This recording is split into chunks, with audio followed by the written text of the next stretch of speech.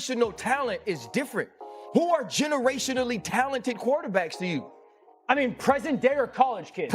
If you go present like in day, the NFL? In the NFL, who's a Lamar. He ain't Lamar. I'm not saying he's Lamar. But it's the other thing, though. The people you're comparing him to, right? Like, let's just talk about the people you're comparing him to. You know what Lamar Jackson had by this point in college? A Heisman.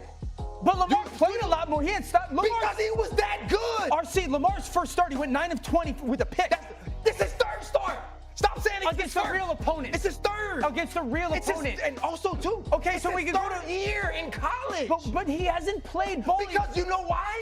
Because if you're Trevor Lawrence and you're a transcendent, generational quarterback talent, Kelly Bryant can be the incumbent starter. Ryan Clark just snapped on Dan Orlovsky, and the whole set turned into pure madness.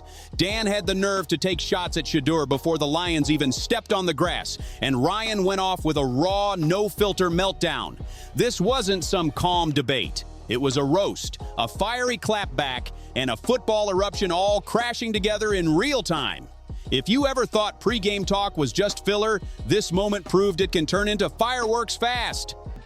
Things got real heated in the ESPN studios as Ryan Clark completely destroyed Dan Orlovsky over his Arch Manning generational take. Now, we've seen Dan Orlovsky's bad take on Shedeur Sanders, and Ryan Clark has had enough. But we're gonna, guys, man, I'm here to tell you, man, it seems like Ryan Clark has had enough of Dan Orlovsky's bad takes when it comes to these quarterbacks. Now, we all seen and we've all heard Dan Orlovsky's take on Shedeur Sanders. We also seen him compare Dylan Gabriel to Shedeur Sanders. The ESPN studio may never be the same after what went down. Ryan Clark didn't just walk into a debate. He stormed in like he was dropping a bomb, and the blast hit straight at Dan Orlovsky. Dan, the so-called quarterback analyst, saw his whole track record of shaky takes get lit up on live TV like fireworks gone wrong. Ryan didn't just argue, he demolished him, and the fallout had everyone in shock. 100%. Can you define to me what that means? Well, generational talent would be that you have physical attributes that are rare and unique. When did 6'4", 225 pounds, 4'5", 4'6" in the 40. None of those things. 100%. He's 100% 6'4", 220 plus pounds, and is like 4'5", 4'6" and 40. Got clocked at 21 miles an hour on GPS. When did that not become at the quarterback spot generational physical ability, let alone elite, rare bloodlines when it comes to the quarterback position? It all kicked off with a simple talk about Arch Manning, and on paper, being generational sounds harmless, right? Wrong. What was supposed to stay a calm back and forth on talent and hype spiraled out of control fast. A polite debate turned into straight-up chaos with tempers flaring and the studio energy going wild. As Dan Orlovsky gets, he keeps on bigging up Arch Manning to make Arch Manning one of the greatest quarterbacks he's seen in college history. Now, there's a long list of quarterbacks that we can talk about in college that was great. But the thing about it is Dan Orlovsky's takes on these quarterbacks, because Dan Orlovsky was a quarterback himself. And like I stated to you guys, man, Dan Orlovsky likes mediocrity. He likes mediocre players because he was a mediocre quarterback himself. And Dan Orlovsky's takes on these quarterbacks is downright asinine. And Ryan Clark wastes no time in destroying everything that he has to say about these quarterbacks. Dan Orlovsky, bless his heart, jumped on the Arch Manning hype train like a kid who just got handed a whole candy store. With full confidence, he declared Arch the next big thing, a generational talent, the undeniable future of football. Meanwhile, Ryan Clark just sat back, side-eyeing the whole performance, probably thinking to himself, oh no, you're really about to say this out loud. Generational talent? Then who is? And how are we measuring it? Because we can't sit there and go, because of the way the first start on the road. There's very few of them. I think there's less than what you think.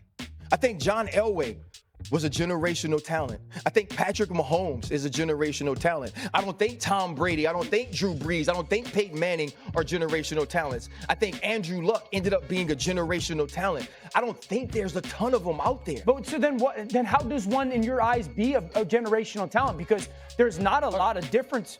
You're about to cross the line of reality, and I'm going to enjoy every second of it. That's the vibe Ryan Clark gave off as Dan Orlovsky walked right into the trap. Because when Clark goes off, he doesn't just argue. He tears down the whole broken system that lets average, washed-up quarterbacks sit on TV and decide who's elite and who's overrated. Orlovsky starts rattling off numbers like he's reading off a grocery list. 6'4", 225 pounds, runs 21 miles per hour on GPS. But Clark, calm as ice, cuts him short and drops the truth bomb. You don't need a speedometer on a quarterback to know if he can dominate. That's when he hit with the dagger. Arch Manning scrambling is not Lamar Jackson turning defenders into pretzels. In that instant, you could almost see Orlovsky's soul float out the studio lights. The beauty of Clark's clapback wasn't just the stats, it was the principle.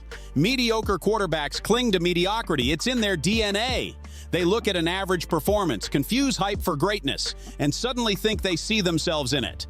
That's why Orlovsky has spent years pushing weak prospects while throwing shade at real elite quarterbacks, pretending like he's some guardian of generational talent. But Clark wasn't buying it. He showed up with a verbal sledgehammer and smashed that fake gate down to pieces.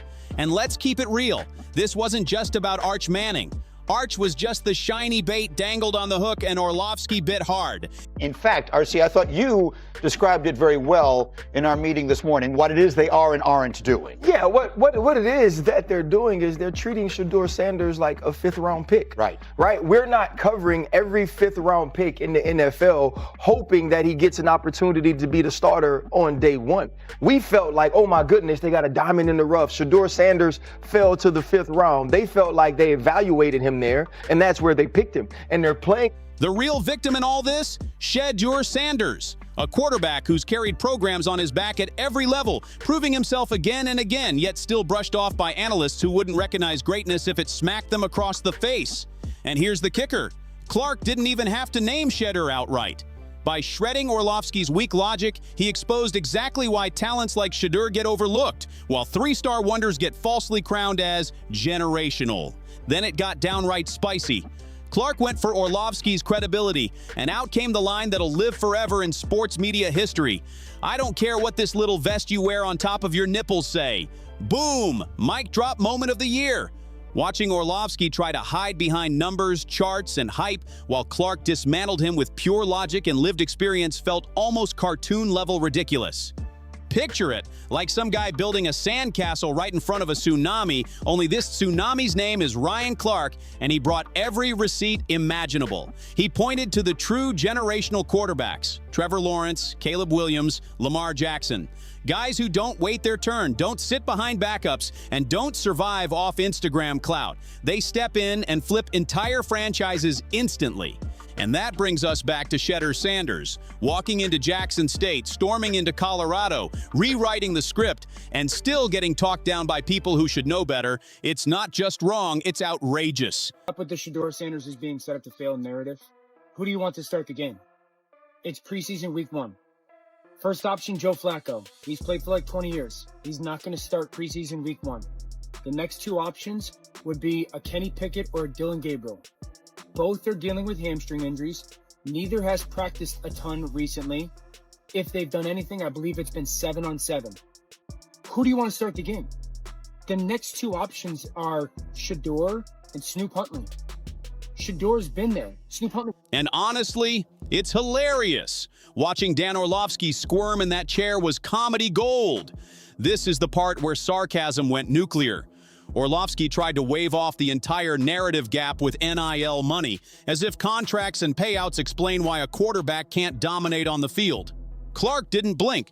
Generational talent doesn't wait around for paperwork. It forces decisions, shakes the room, and demands respect whether people like it or not. And that's exactly what Shedeur Sanders has been doing. Coaches have been forced to adapt around him. Programs have been lifted into relevance, and fan bases that nobody cared about last season are suddenly electric because of his presence.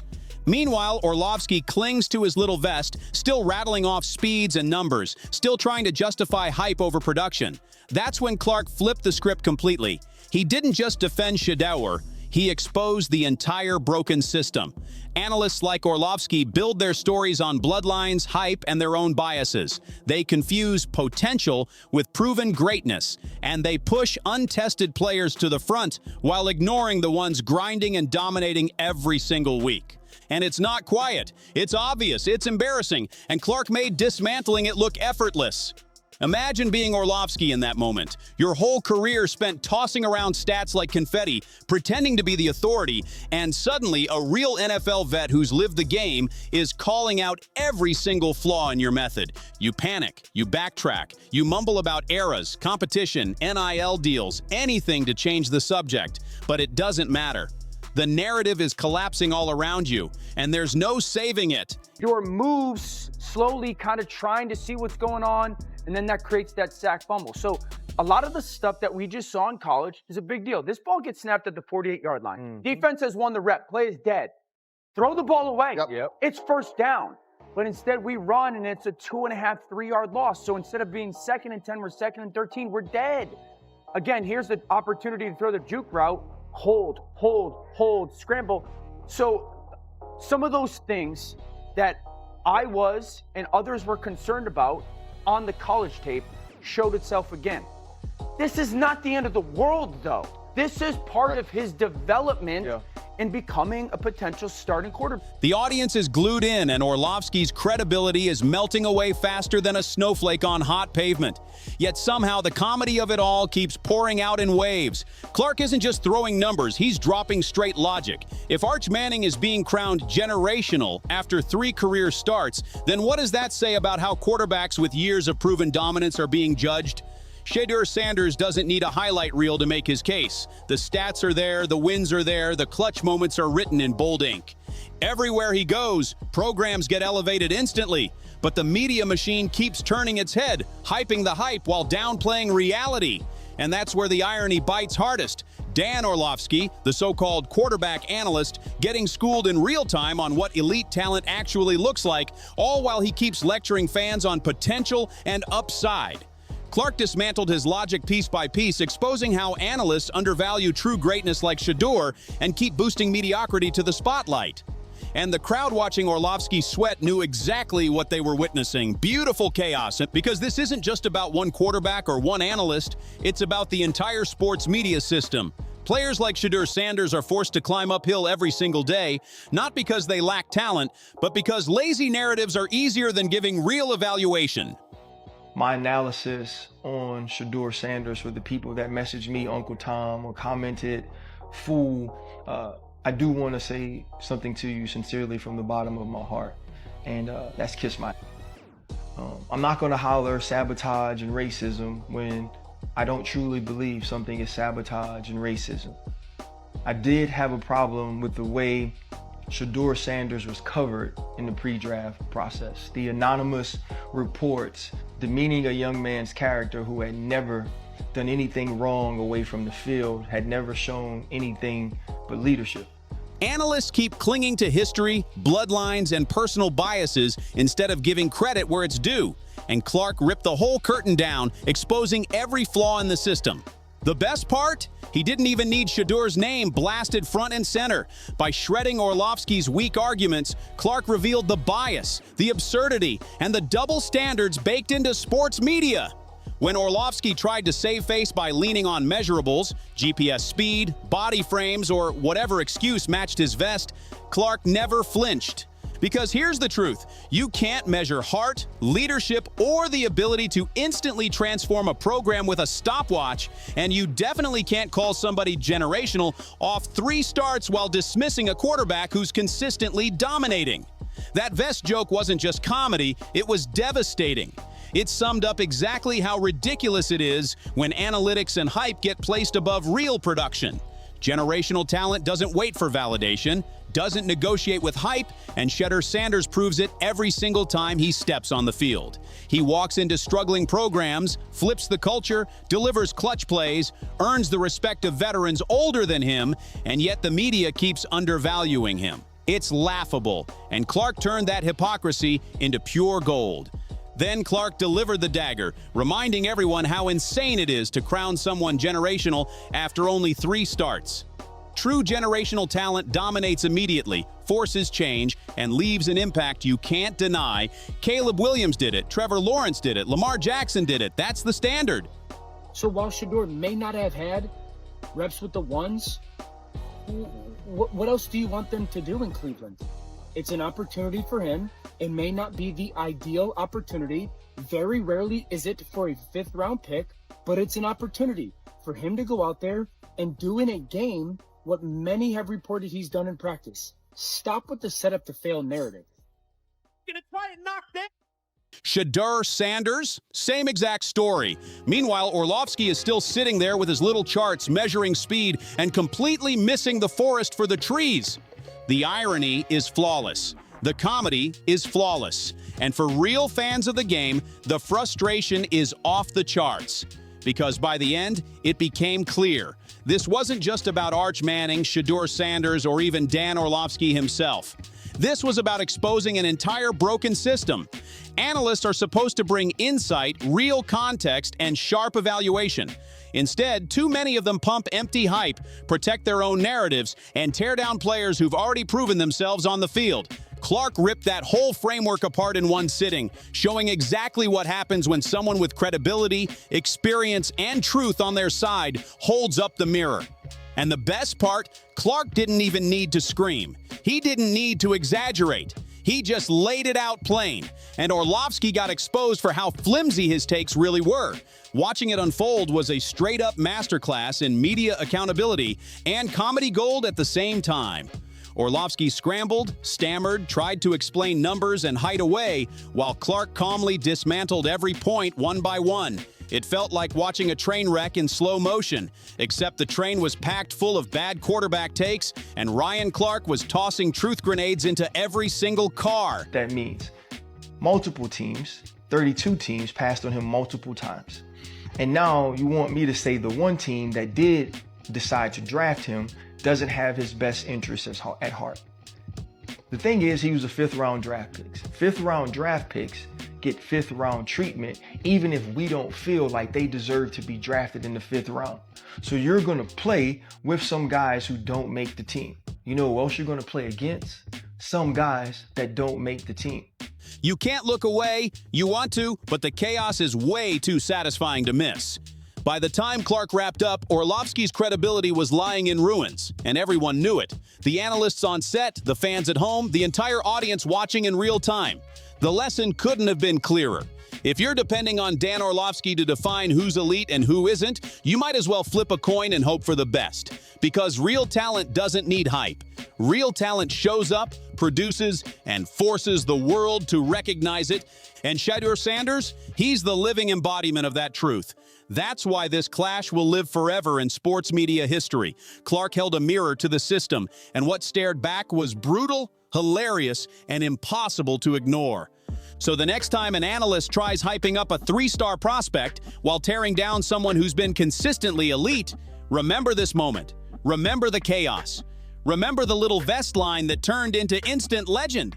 And above all, remember Ryan Clark systematically dismantling the so-called expertise of a man who thought he knew what he was talking about. Oh, and this is just my opinion, it's time for Deion to let go a little bit, right? It's time for, if you're saying this about Shedeur, you get to say that now because I'm not his coach anymore. If Shedeur is dealing with this certain level of adversity, yeah, I'm on the phone with him. Yeah, I'm in his room and we're having conversations. But when he goes to work, he has to go to work as a man, right? Shedeur Sanders is going to be leading dudes that were like you in the league, that were like you, that were like me. At the time, you had kids and were married. I had kids and was married. Chan, you was a grown man that said, I can go in the streets every night and I can come in here and work. And at the end of the day, the tape never lies. Results don't lie. Talent always forces recognition, no matter how hard analysts try to twist the story.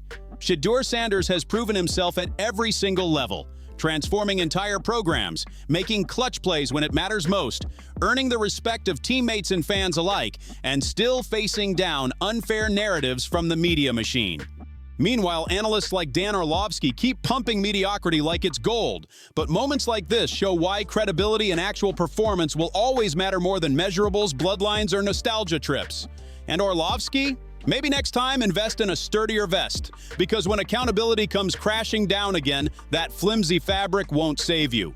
Drop your thoughts in the comments, hit that like button, and make sure you subscribe for more wild breakdowns just like this.